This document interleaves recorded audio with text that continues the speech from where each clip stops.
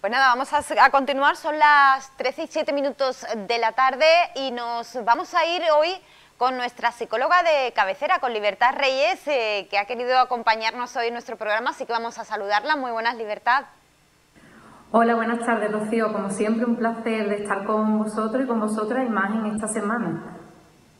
Claro que sí, Libertad, porque es la semana en la que se celebra el Día Internacional de las Personas con Discapacidad. Ya la pasada semana pudimos informarles a todos ustedes del sinfín de actividades que, por cierto, comienzan hoy, que está celebrando la Asociación AFANAS durante toda esta semana de la discapacidad. Y por eso hemos querido tener también aquí con nosotros a Libertad, porque hoy queremos preguntarle precisamente qué se entiende, Libertad, por una discapacidad intelectual.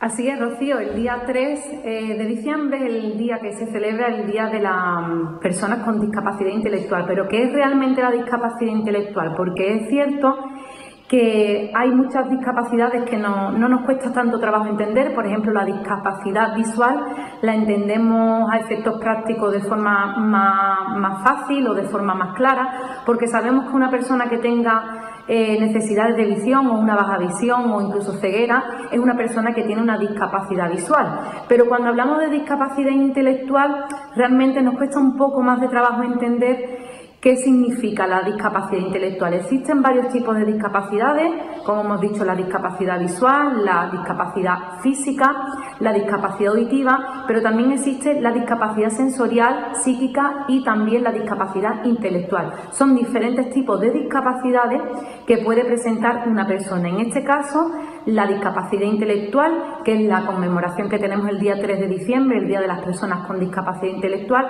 se refiere a aquellas personas que tienen una condición de discapacidad porque tienen alguna deficiencia en su vida. Concretamente, para poder determinar si una persona tiene discapacidad intelectual, tenemos que observar tres cosas. La primera de ellas, si existe una limitación en su funcionamiento intelectual. ¿Esto qué quiere decir? Pues si nos encontramos alguna limitación a la hora de planificar, de razonar, de tener lógica en alguna situación de la vida, de alguna manera resolucionar problemas o solucionar problemas, son lo que le llamamos las funciones intelectuales, y ahí existe una cierta limitación en la persona. Pero también tenemos que observar el segundo requisito o la segunda cuestión que tenemos que atender para saber si esa persona tiene una condición de discapacidad intelectual, es la conducta adaptativa.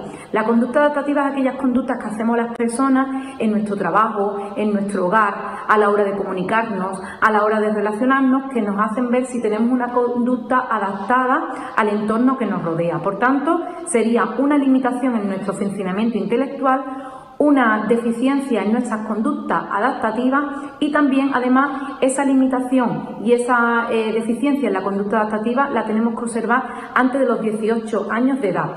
Teniendo en cuenta esos tres requisitos, podríamos determinar si una persona tiene discapacidad intelectual o no. Pero sobre todo importante, Rocío, realmente la discapacidad intelectual no es una enfermedad, y esto es importante que lo sepamos, es una condición. No es una enfermedad porque no se tiene discapacidad intelectual, es decir, no se es discapacitado, se tiene de alguna manera. Si lo explico bien, una persona no puede ser discapacitada intelectualmente, pero sí puede tener discapacidad intelectual, porque la discapacidad intelectual depende del entorno en el que se rodee la persona.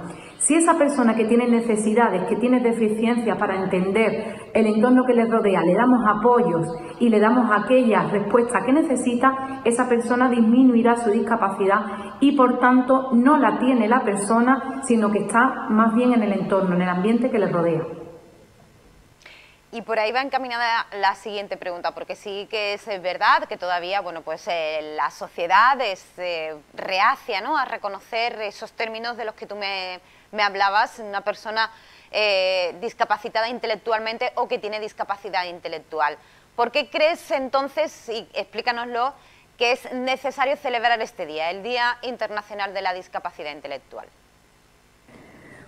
Pues, Rocío, es importante celebrar o conmemorar este Día de las Personas con Discapacidad Intelectual porque los tenemos que hacer visibles.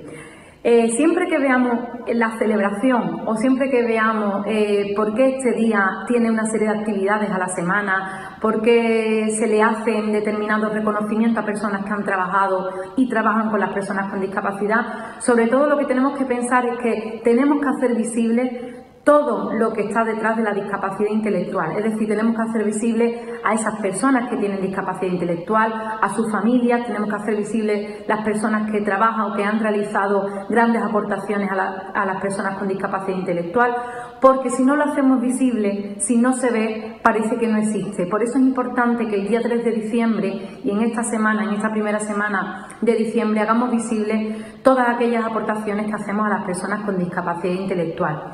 Antes, Rocío, hemos hablado de algo importante y es que la discapacidad intelectual no es una enfermedad.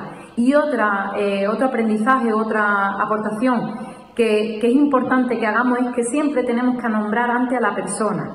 Persona con discapacidad intelectual, no discapacitado y no discapacitado intelectualmente. Es decir, tenemos que hablar siempre de personas con discapacidad intelectual. Por eso, en esta semana, en este día, el 3 de diciembre, tenemos sobre todo que visibilizarlos a ellos y a ellas, a las personas con discapacidad intelectual, a toda su familia y a todas las personas que hacen posible que tengan apoyos, que tengan recursos y que esa discapacidad intelectual, aunque sea visible, sea más visible lo que hacemos para que estén incluidos en la sociedad, incluidos con todos y con todas.